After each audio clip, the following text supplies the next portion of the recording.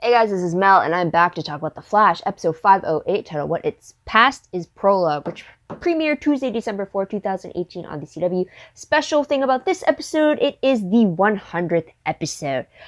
So it gets its own separate video for today, so huge spoiler. If you haven't seen the episode already, please go do so first, and then come back and see what I have to say about the episode. My other video reminders are up on the screen, so just take a moment to remind yourselves of those. Also, note again, I have not read any of the comics. So anything I'm taking away is strictly what I remember from the show itself. So just keep that in mind, because I might make some references. I may get some things wrong because it might be a callback to the comics or something. I have no idea. So just keep that in mind. I'm going to try to do this in 15 minutes. So let's start the clock, and let's begin with what happened in this 100th episode. So timeline-wise, technically, we're all over the place when it comes to timeline, but I think it's shortly after the events of 507, or at least enough time, maybe a few days, for Ralph and Sherlock to do their own recon and surveillance against Orlin Dwyer, aka Cicada. So there's that. We kind of get like a very brief little rundown of what they picked up about it at like the first few moments of the episode before they get into the plan of the episode. So there's that. Episode reminder, again, 100th episode, of course. So there's that. Villain of the episode, I would say technically it's Cicada that they're doing everything to find a way to stop him, but we do see past villains as Reverse Flash, Zoom, and Savitar. So there's that. So the episode breakdown, I'll pretty much do it in like timeline ways. So in a sense, but there's 3 different storylines, I guess. First one is the time traveling that Barry and Nora do to gather all the pieces they needed to make the device that's supposed to dampen the effects of Cicada's dagger. Second storyline is confronting Cicada himself after they've completed their device. And the third storyline is kind of a side storyline, but it was Sherlock's suspicions against Nora. So with the first storyline with time travel, we do actually get specific dates as well too. We get them traveling to May 23rd, 2017, and that is supposed to be the night of Savitar's destruction. And this one, according to plan, they were supposed to go back to get a piece of his suit before it disappeared when the timeline caught up with the whole paradox behind Savitar's existence.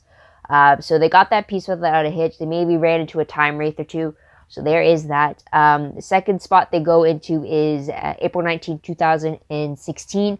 And that is during the time of Zoom. And this particularly was in the moment where Zoom steals Barry's powers when he threatens to kill Wally in exchange for that. And then this is also when Zoom kidnaps Caitlin. So if anything, I'll put the actual episode number on screen so you know which one I'm referencing to, but it's that point in time. Also, we get a little bit of a scene change in the fact that we see Zoom coming back to Star Labs and not only confronting our present-day Barry, but also seeing Nora and sensing that she's another speedster. He doesn't know who she is, though, from the looks of it, but he senses that she does have the power of speed. So there's that. Because of the little chase-off with Zoom, that kind of detours their trip through the Speed Force, and they end up on the day that Barry actually time-traveled again. So if you remember in Season 2, I believe, Barry initially time-traveled to the previous year so that he could get help from Eobard Thawne. So they end up detouring to that day in particular. So essentially, in that timeline, there's 3 different Barrys. There's the original Season 1 Barry, then there's the Season 2 trying to hop in Barry, and then there's present-day Barry from Season 5. So there's that. So what the crazy thing is that while Season 2 Barry is kind of unconscious in the time vault, this is when Season 5 Barry comes in and pretty much forces Eobard Thawne to help him fix the device they got from their Zoom trip, which got crushed in their landing. So that was pretty cool there. But in this whole scene, we find out that Eobard Thawne does know of one of Barry's daughters named Dawn. And he knows exactly who Savitar is, thinks that Savitar is a bigger jerk than he is. And he thought it was kind of ironic considering that Savitar is just a version of Barry, right? So there's that. And also after that, we go back to the day it all began. That was December 11th, 2013. And that was the day the first particle accelerator exploded.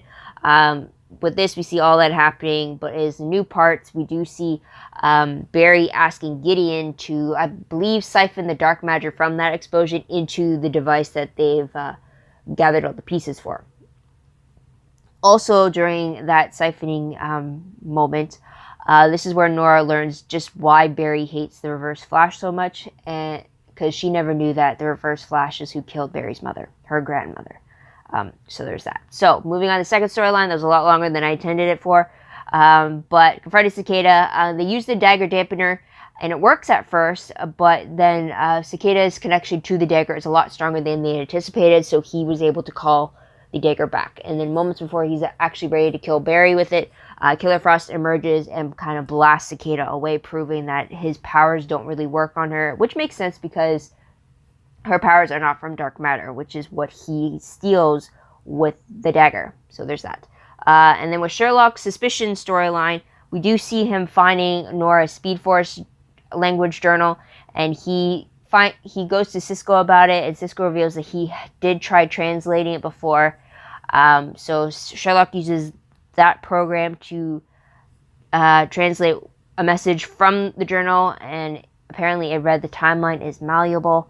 I don't know if that was like the general gist of what he got through the journal, or if that's just what he picked out from it, but he has that on the decryption screen. We also see Nora using Gideon later on to kind of upload her journal entries and then have them sent to a recipient in the future, which leads to the last moments of the episode, which is Nora actually going back to 2049 to deliver a message herself to the recipient, who is her prisoner pen pal, as I would say, and it is Wells, or it's a form of Wells, or a lot of people would easily say that it's actually Eobard Thawne with the face of Wells, because he is reading this Speed Force language, or her time language Nora claims that she created. Which I don't believe, because Barry got that language first when he was first in the Speed Force. So there is that. So tidbit-wise, technically the actual final scene of the episode was the crossover teaser that took place on Earth 90. And this was the exact same scene that was shown as the final scene for Supergirl 408 and Arrow 708. All the same, so in case of people who aren't a fan of all three shows, could still get the same tee-off into the crossover next week. So there is that. Also, this episode, as the 100th, was directed by Tom Cavanaugh. And he played so many of his characters in this episode. It was very impressive because usually if the actor is also the director, you might see less of the actor in the episode. That was not the case in this episode. I mean, we got Sherlock Wells, which is his present day Wells, and then we got Dr. Harry Wells of Earth 2 during the whole Zoom saga, and then we got Eobard Thawne in the Time Vault when Season 5 Barry interrupted Season 2 Barry's interruption of Season 1 Barry's time with Eobard Thawne in the Time Vault. So there's that. And then there was a fourth Eobard Thawne on the day of the particle accelerator explosion for the first time back in 2013. And then you potentially have future Eobard Thawne of 2049 as the prisoner that Nora confronts. So that was 2-4. That's 5 different versions of a character he's playing. That's like, well, I guess you could say 1 for each season, really. So that's impressive stuff. It's like, kudos for him. It's just like truly showing his stuff there. It's just very impressive for him to be the director and to also tap into that many of his characters. It's just like, wow. So there's that tidbit there. Another tidbit is the fact that it seems that Barry visits the night his mother died just to see his parents happy on the porch. And that was back when he was 11 years old. So either he knew Nora was going to be there and he met up with her there, or he was already there when she arrived, giving the impression that he takes that little trip there a once in a while type of thing. So there's that. Moving on, the most shocking moment of the episode, I think it'd have to be the fact that Nora is in cahoots with a potential Eobard Thawne from 2049. I mean, I can only assume, considering I saw 4 different versions of Wells' face of, or Eobard Wells, that as I should say, or Eobard Thawne taking the face of Wells. But this is a shock. I mean, a lot of people were believing that maybe she might be in cahoots with him. I've seen theories online and stuff. But to have it kind of proven in this episode, it was a shocking moment, because once again, this is proving that she is just another character who has gained the trust of the team, and yet she is ultimately betraying them by aligning herself with someone that is out to destroy the team. I mean, we've seen it with Eobard Wells when the team trusted him as Dr. Wells, only to find out that he was the reverse Flash the whole time. So there is that betrayal there. And there was also Jay Garrick, the team taking him in, only to find out that he was actually Zoom. That was a betrayal right there. So there's that. I guess you could technically call the betrayal with Savitar the same thing too, because technically Barry is someone close to the team, only to have a different version of himself betraying them. So it's like, once again, Nora proves into the pattern that, which was a shock for me, because I wasn't expecting that from her. So it was just like a wow thing there. So there's that. Moving on to top 3 favorite moments. A favorite moment has to be when Killer Frost made her appearance against Cicada. And that was right when he was ready to kill Barry. It was just, I love that it was such an emotionally charged reaction she was getting. So it's like, because right when Cicada was about to get ready to move on and kill Barry, you get Iris from the van shouting out to Barry as if that's going to help anything.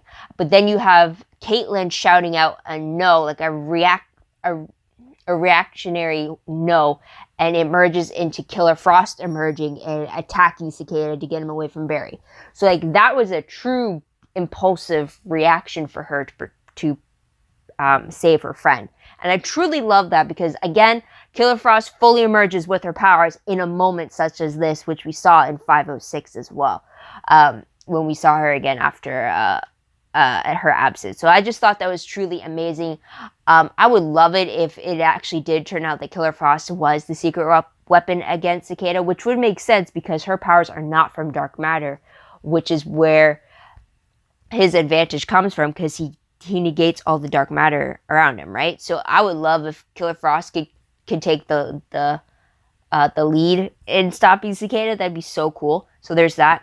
Another favorite I would have to say would be all the archive footage that we got in this episode. It was very nostalgic, and also it was very cool to see how they merged old footage with new footage without, like, while having it seem like it was originally shot that way too.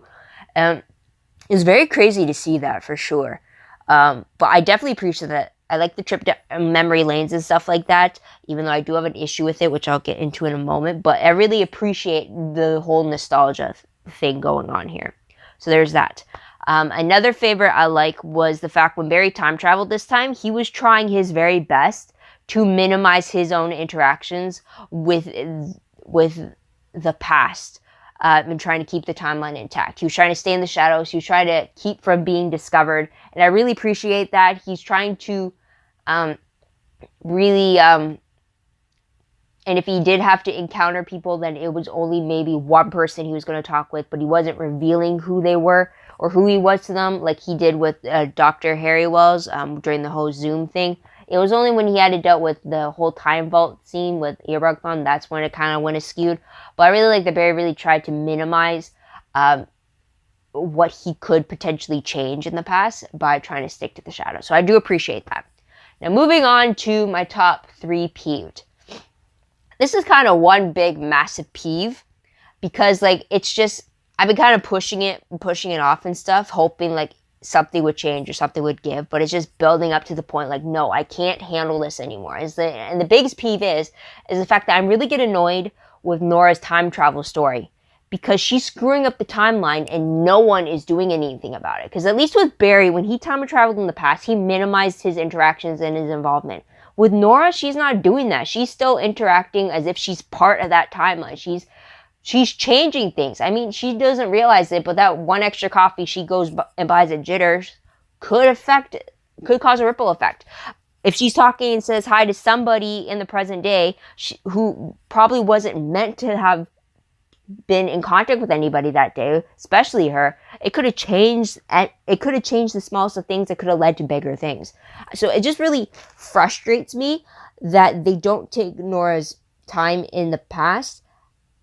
So they don't take it seriously. I mean, like, she can easily sneeze and it could cause something horrific across the world. Like, you know, the whole butterfly effect, right?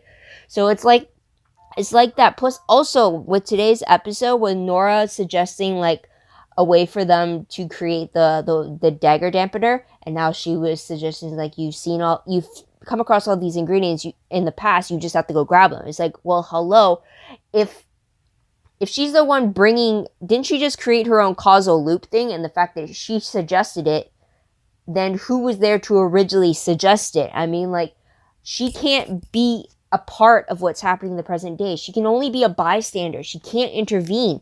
Otherwise, what happens if, like, she does something that messes up her own existence in the timeline? And then, like, if that's the case, then, well, who came back in time who bring up the suggestions already to make the same moves that she had done originally if they're not there? It's just like, I feel like her presence should be screwing up the timeline so much more, and it just, nothing is showing about that. I mean, with Legends and this week's Legends of 407, Constantine, spoiler alert, Constantine changed one little thing, and that was his relationship. Was that he ended his relationship with Desmond prematurely, but doing so caused a ripple effect that resulted in so much things that changed in the 6 months of a time of the amount of years that was different, right? So it was like that affected him joining the Legends team. That affected all the missions that he would have helped him with. That affected all the other things he's done in the last 6 months because of that one change, because he ended his relationship prematurely. So it's like, on Legends, I appreciate that they showcase, like, yeah, that one change caused a ripple effect that pretty much fractured time for them. And yet with Nora, they don't do that. It's just like, that makes no sense to me, and that's why it's a huge building peeve for me, because it's like, this is a major thing. It's like, yeah. And then also with the fact that, like, because of this, Nora definitely should not have gone back in time with Barry, because also I had a thing about Barry going back in time to begin with, because one, didn't he learn his lesson with Flashpoint?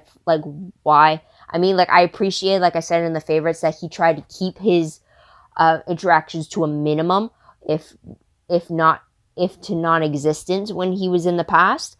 But it's like, you still should not be going back into the past, because not only did he come into contact with Zoom, season 5 Barry came into contact with Zoom, and he was on a chase from him, but also Eobard Thawne came into contact with him as well.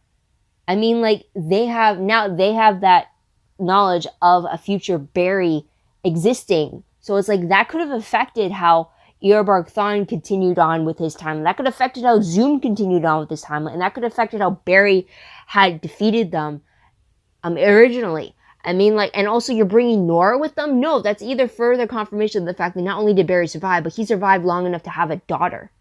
And it's like, no, why would you do that, first off? I mean, like, when Eobard Thawne put together that, like, Nora was Barry's daughter, and, like, he kind of clicked together, like, thinking she was Dawn, and then, like, she revealed that she's not. First off, why would you tell him your real name, first off? So it's just, like, it's just, like, this whole, I'm really sorry for the rant, I really am, it's probably surpassing my time, but it's like, that was the one huge peeve I had about this milestone episode, is the fact that there was no ramifications for the fact that Nora is in the present day. The only ramification they have is the fact that Cicada is happening a lot sooner than he was supposed to, and it is a new guy that's doing it instead. That's about it. When every day that Nora is in the present day, she is constantly changing something without even realizing it. And because she's like 30 years into the future, that's going to make a difference. I mean, Constantine changing only 6 months of his life, causing a huge ripple effect. Imagine 30 years, right? So it's just like, I'll leave it at that. I say, for a show that deals with time travel and speedsters, it doesn't really handle the ramifications of time travel very easily, or very well, I should say, in comparison to Legends, which they're always time traveling, but at least they have rules, and they know the ramifications of what happens when they try to change their own past and stuff like that, right? So I'll leave it at that. What moment will I most want to look back on this episode? The fact that it's the 100th episode, of course. Random questions very quickly. First one, why is Nora working with Eobard Thawne? Second, if Cicada's connection to the dagger is much stronger than they had anticipated, then how would they negate his abilities? Third, if they were going to time travel to stop Cicada, why didn't they travel back to the night of the Enlightenment and make sure that the satellite never exploded like it did, or make sure that Orlan was never in the spot where the dagger had collided and impacted him? So there's that. Next question, if Savitar's suit disappears after the timeline caught up with its destruction, then how is it possible that Savitar's suit featured in the Flash Museum? I personally don't remember this happening, but I do remember people talking about what they saw in that Flash Museum scene. So if that is true, how exactly is Savitar's suit existing in the future if it technically was erased by the Speed Force? So there's that. And last question, if they really needed strong metal, couldn't they get the nth metal that is featured a lot on Earth 38 with Supergirl? I mean, that's supposed to be the strongest metal in existence, right? I mean, even Supergirl couldn't really break free of it until she used her force and gravity to break free from it. So that's something there. But moving on to predictions very quickly, based off the promo for 509, it is the Flash part is the first part of the crossover event, and it shows Barry and Oliver having swapped lives with each other. Oliver is now the Flash, and Barry is now the Green Arrow. And reality is being rewritten, and someone is actually behind it. So there's that. The synopsis, though, for 509 reads that when Barry Allen and Oliver Queen wake up one morning and realize they have swapped bodies with each other, the two set off to find out what disturbed the timeline to cause such a shift. However, things quickly go from bad to worse when they present their case to Team Flash, and the gang doesn't believe them. Barry and Oliver realize they need Supergirl's help and travel to Smallville. I don't know if that was a typo or not for the press release, but travel to Smallville on Earth 38, where they end up meeting Kara's cousin Clark Kent and intrepid reporter Lois Lane. So we finally get to meet Lois Lane. We always have her name being dropped in on Supergirl, and we haven't seen really Clark Kent since season 2, I believe, of Supergirl. So it'll be very interesting to see them in the crossover event. From the few photos I've seen of Clark, it looks like we're going to see him in both the black suit as well as his famous red and blue one.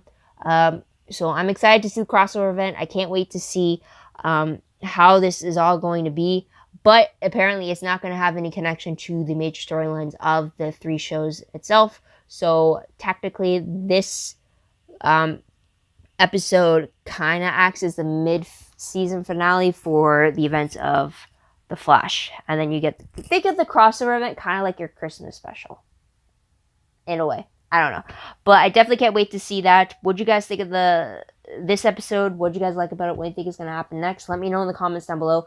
Love to hear your thoughts, theories, and opinions about all this to come. I do apologize about the huge rant I had about Nora's time travel story. I mean, after a while, I have to say something, right? And I know the concept is interesting of the fact that you have confirmation that she's alive in the future, but then her coming, it's like, I keep thinking of Back to the Future and those movies and how, like, their concept of time travel made sense. So it's like, I mean, it's been referenced in the show before, so, like, why not? But anyways, yeah. Don't forget to like this video, subscribe to my channel, check out my other videos if you haven't done so already. I can't remember if I said that already. But if you want, check out my Tumblr page. The link for that is down below. Huge. I reblog promos, web clips, quotes, GIFs, synopses, news, all the good stuff all in one place. Go check that out. Also, WordPress account, link for that is down below. Anything I post online is connected to that website. More organized, more detailed, but still a work in progress, so keep that in mind as well. But otherwise, guys, thank you so much for tuning in. Thank you so much for your patience, your absolute patience. I hope you come back next week to see what I have to say about the crossover event. You will get 3 videos, each focusing on each part of the crossover. So I hope you check that out. But until then, guys, this is Mel. Wishing you all a great day, great week wherever you are. Bye for now.